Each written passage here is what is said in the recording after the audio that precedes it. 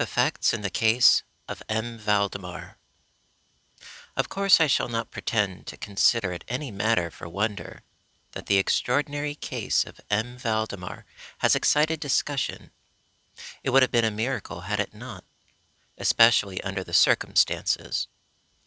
Through the desire of all parties concerned to keep the affair from the public, or at least for the present, or until we had farther opportunities for investigation, through our endeavors to effect this, a garbled or exaggerated account made its way into society, and became the source of many unpleasant misrepresentations, and very naturally of a great deal of disbelief.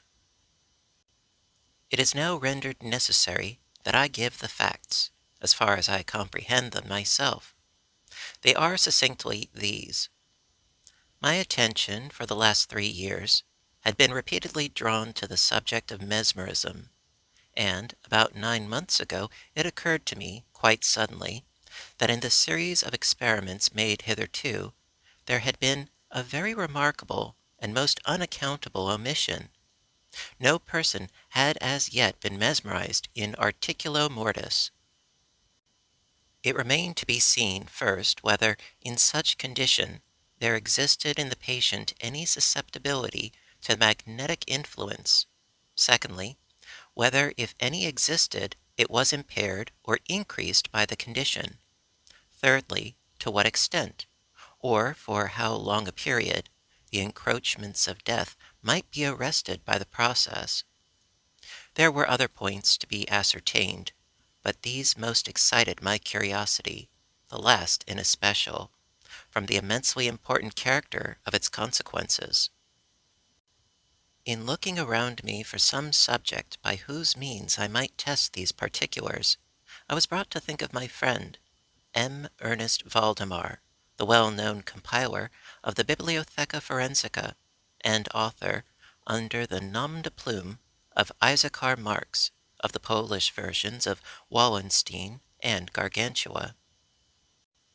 M. Valdemar, who had resided principally at Harlem, New York, since the year 1839, is, or was, particularly noticeable for the extreme spareness of his person, his lower limbs much resembling those of John Randolph, and also for the whiteness of his whiskers, in violent contrast to the blackness of his hair, the latter, in consequence, being very generally mistaken for a wig. His temperament was markedly nervous, and rendered him a good subject for mesmeric experiment. On 2 or 3 occasions I had put him to sleep with little difficulty, but was disappointed in other results which his particular constitution had naturally led me to anticipate. His will was at no period positively or thoroughly under my control, and in regard to clairvoyance I could accomplish with him nothing to be relied upon. I always attributed my failure at these points to the disordered state of his health. For some months previous to my becoming acquainted with him, his physicians had declared him in a confirmed phthisis. It was his custom indeed to speak calmly of his approaching dissolution, as a matter neither to be avoided nor regretted. When the ideas to which I have alluded first occurred to me, it was, of course, very natural that I should think of M. Valdemar. I knew the steady philosophy of the man too well to apprehend any scruples from him, and he had no relatives in America who would be likely to interfere. I spoke to him frankly upon the subject, and, to my surprise, his interest seemed vividly excited. I say to my surprise, for although he had always yielded his person freely to my experiments, he had never before given me any tokens of sympathy with what I did. His disease was of that character which would admit of exact calculation in respect to the epoch of its termination in death, and it was finally arranged between us that he would send for me about 24 hours before the period announced by his physicians as that of his decease. It is now rather more than 7 months since I received from M. Valdemar himself the subjoined note. My dear P., you may as well come now, D and F are agreed that I cannot hold out beyond tomorrow midnight, and I think they have hit the time very nearly. Valdemar.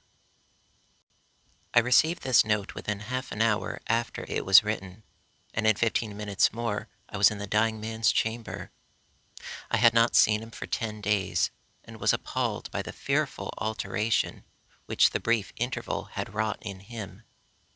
His face wore a leaden hue, the eyes were utterly lustreless, and the emaciation was so extreme that the skin had been broken through by the cheekbones.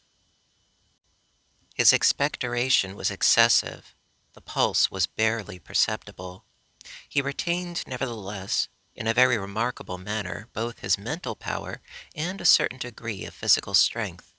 He spoke with distinctness, took some palliative medicines without aid, and, when I entered the room, was occupied in penciling memoranda in a pocketbook.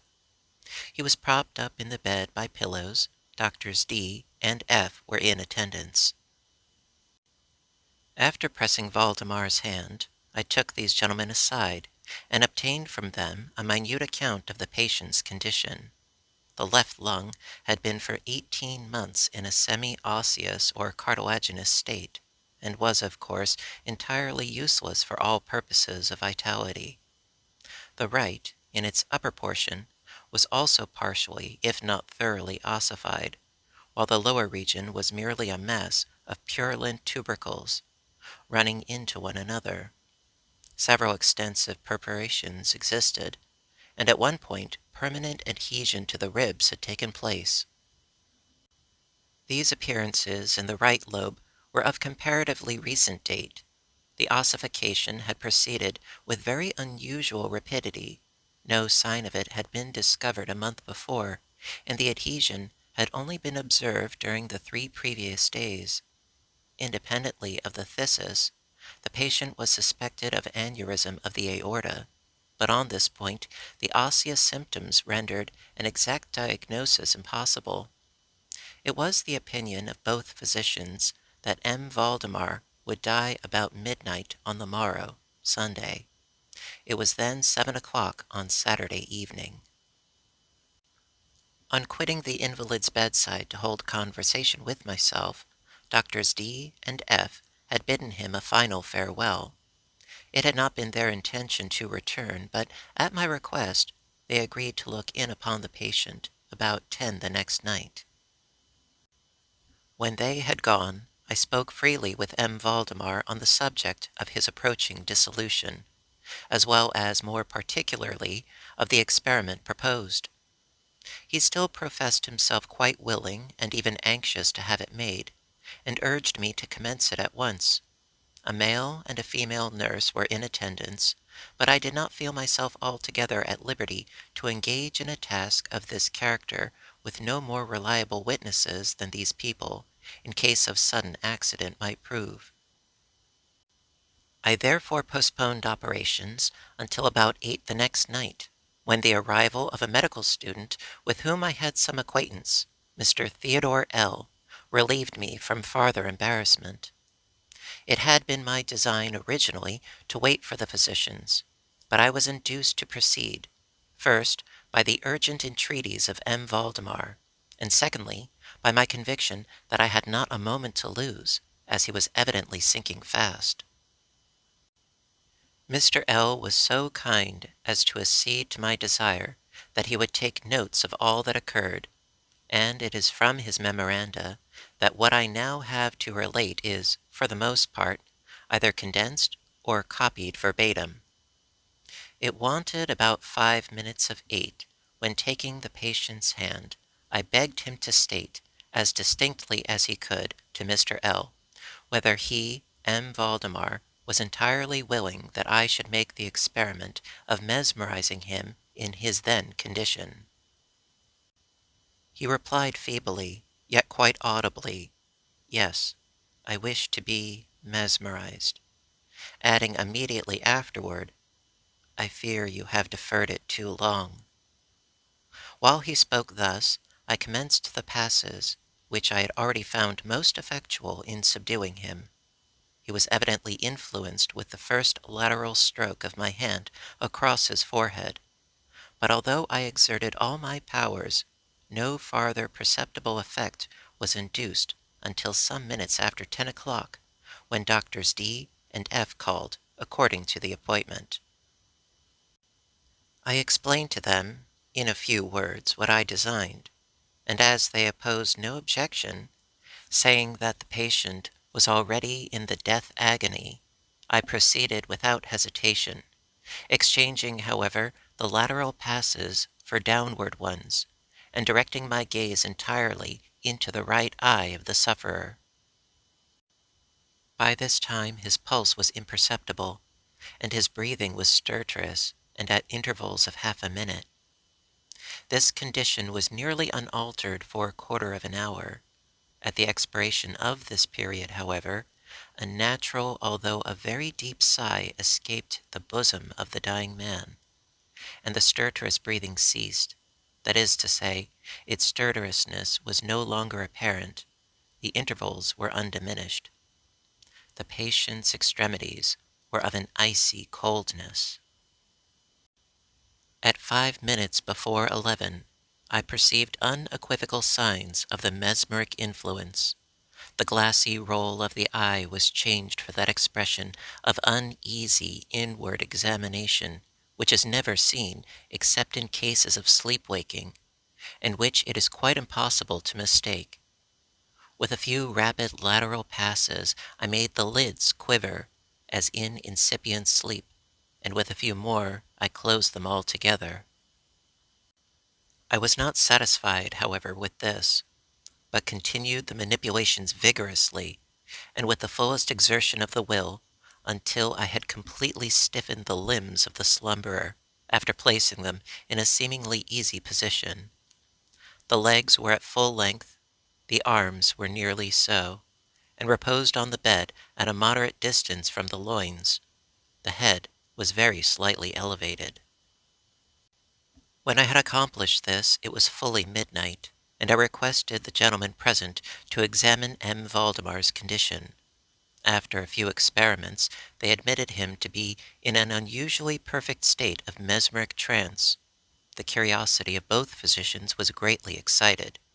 Dr. D resolved at once to remain with the patient all night, while Dr. F took leave with a promise to return at daybreak.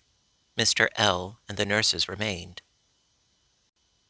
We left M. Valdemar entirely undisturbed until about 3 o'clock in the morning, when I approached him and found him in precisely the same condition as when Dr. F went away.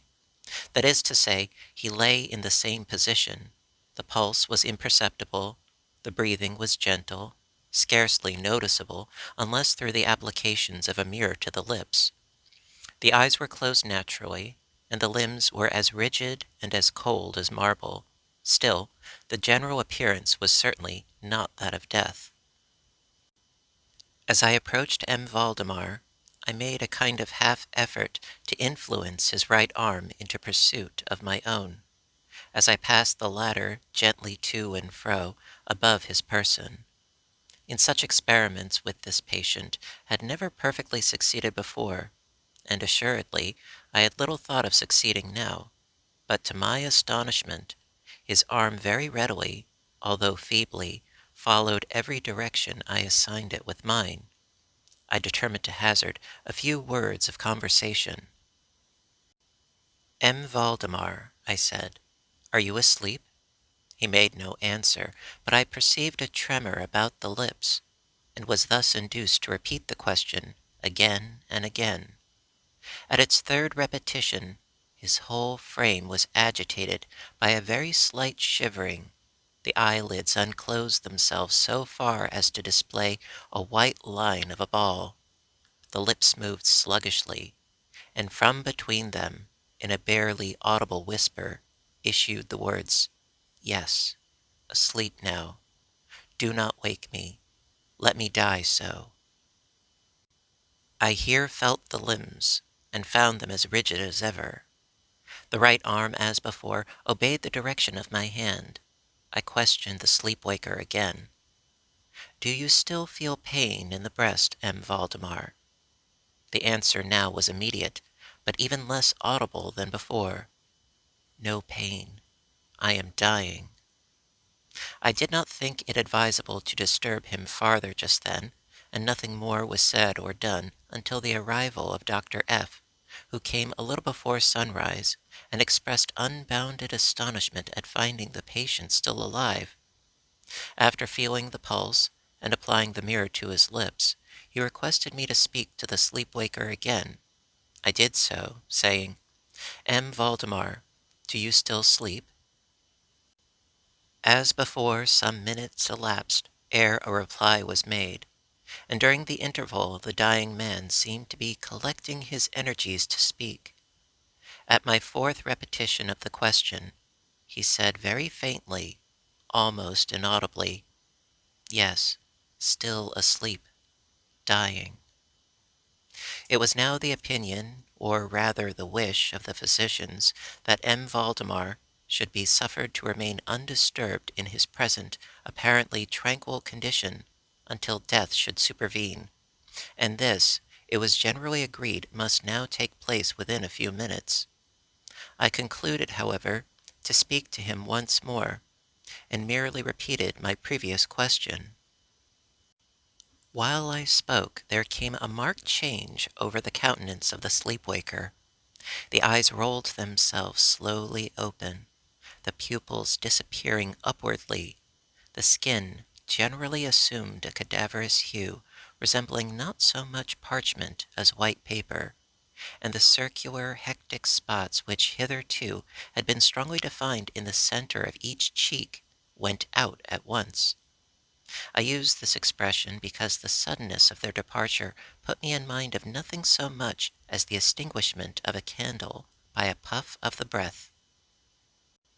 The upper lip, at the same time, writhed itself away from the teeth, which it had previously covered completely, while the lower jaw fell with an audible jerk, leaving the mouth widely extended, and disclosing in full view the swollen and blackened tongue. I presume that no member of the party then present had been unaccustomed to deathbed horrors, but so hideous beyond conception was the appearance of M. Valdemar at this moment, that there was a general shrinking back from the region of the bed. I now feel that I have reached a point of this narrative at which every reader will be startled into positive disbelief. It is my business, however, simply to proceed. There was no longer the faintest sign of vitality in M. Valdemar, and concluding him to be dead, we were consigning him to the charge of the nurses, when a strong vibratory motion was observable in the tongue. This continued for perhaps a minute. At the expiration of this period, there issued from the distended and motionless jaws a voice, such as it would be madness in me to attempt describing. There are, indeed, 2 or 3 epithets which might be considered as applicable to in this part. I might say, for example, that the sound was harsh and broken and hollow, but the hideous whole is indescribable, for the simple reason that no similar sounds have ever jarred upon the ear of humanity. There were 2 particulars, nevertheless, which I thought then, and still think, but might fairly be stated as characteristic of the intonation, as well adapted to convey some idea of its unearthly peculiarity. In the first place, the voice seemed to reach our ears, at least mine, from a vast distance, or from some deep cavern within the earth. In the second place, it impressed me, I fear indeed, that it will be impossible to make myself comprehended, as gelatinous or glutinous matters impress the sense of touch. I have spoken both of sound and of voice. I mean to say that the sound was one of distinct, of even wonderfully, thrillingly distinct syllabification. M. Valdemar spoke, obviously in reply to the question I had propounded to him a few minutes before. I had asked him, it will be remembered, if he still slept. He now said, "Yes, no, I have been sleeping," and now I am dead. No person present even affected to deny or attempt to repress the unutterable, shuddering horror which these few words thus uttered were so well calculated to convey. Mr. L., the student, swooned. The nurses immediately left the chamber, and could not be induced to return. My own impressions I would not pretend to render intelligible to the reader. For nearly an hour we busied ourselves silently, without the utterance of a word, in endeavors to revive Mr. L.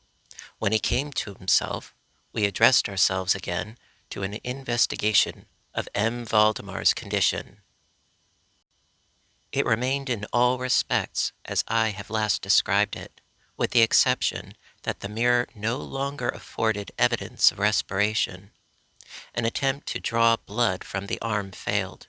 I should mention, too, that this limb was no farther subject to my will.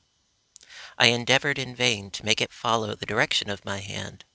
The only real indication, indeed, of the mesmeric influence was now found in the vibratory movement of the tongue whenever I addressed M. Valdemar a question. He seemed to be making an effort to reply, but no longer sufficient volition. To queries put to him by any other person than myself, he seemed utterly insensible, although I endeavored to place each member of the company in mesmeric rapport with him. I believe that I have now related all that is necessary to an understanding of the sleep-waker's state at this epoch. Other nurses were procured, and at 10 o'clock I left the house in company with the 2 physicians and Mr. L. In the afternoon we all called again to see the patient. His condition remained precisely the same. We had now some discussion as to the propriety and feasibility of awakening him, but we had little difficulty in agreeing that no good purpose would be served by so doing. It was evident that, so far, death, or what is usually termed death, had been arrested by the mesmeric process. It seemed clear to us all that to awaken M. Valdemar would be merely to ensure his instant, or at least his speedy dissolution. From this period until the close of last week, an interval of nearly 7 months, we continued to make daily calls at M. Valdemar's house, accompanied now and then by medical and other friends. All this time the sleeper-waker remained exactly as I have last described him. The nurses' attentions were continual. It was on Friday last that we finally resolved to make the experiment of awakening or attempting to awaken him, and it is the perhaps unfortunate result of this latter experiment which has given rise to so much discussion in private circles, to so much of what I cannot help thinking unwarranted popular feeling. For the purpose of relieving M. Valdemar from the mesmeric trance, I made use of the customary passes. These, for a time, were unsuccessful. The first indication of revival was afforded by a partial descent of the iris. It was observed, as especially remarkable, that this lowering of the pupil was accompanied by the profuse outflowing of a yellowish ichor from beneath the lids, of a pungent and highly offensive odor. It was now suggested that I should attempt to influence the patient's arm as heretofore. I made the attempt and failed. Dr. F. then intimated a desire to have me put a question. I did so as follows. M. Valdemar, can you explain to us what are your feelings or wishes now? There was an instant return of the hectic circles on the cheeks. The tongue quivered, or rather rolled violently in the mouth, although the jaws and lips remained rigid as before, and at length the same hideous voice which I have already described broke forth. For God's sake, quick, quick, put me to sleep, or quick, waken me, quick. I say to you that I am dead. I was so thoroughly unnerved, and for an instant remained undecided what to do. At first, I made an endeavor to recompose the patient. But, failing in this through total abeyance of the will, I retracted my steps, and as earnestly struggled to awaken him. In this attempt I soon saw that I should be successful, or at least I soon fancied that my success would be complete, and I am sure that all in the room were prepared to see the patient awaken. For what really occurred, however, it is quite impossible that any human being could have been prepared. As I rapidly made the mesmeric passes, amid ejaculations of "dead, dead," absolutely bursting from the tongue and not from the lips of the sufferer, his whole frame at once, within the space of a single minute, or even less, shrunk, crumbled, absolutely rotted away beneath my hands. Upon the bed before that whole company there lay a nearly liquid mass of loathsome and detestable putridity.